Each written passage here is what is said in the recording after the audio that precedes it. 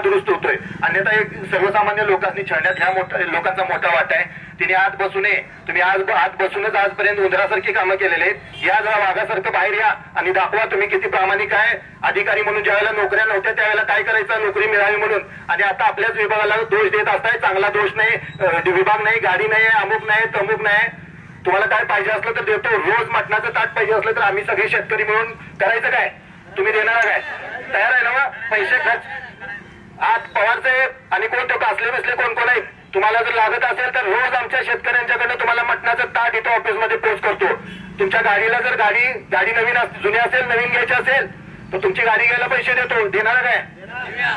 खरं सांगा, नाही तर मग आम्ही सगळी तुम्हाला गाडीला पैसे द्यायला तयार आहे. तुम्हाला जर नवीन बंगला पाहिजे असला तर बंगल्याचा हप्ता भरायला, डाऊन पेमेंट भरायला पैसे पाहिजे असतील तर पैसे आम्ही काढतो. काढणार काय? तुम्ही हे दलालांच्याकडनं, व्यापाऱ्यांच्याकडनं, कारखानदारांच्या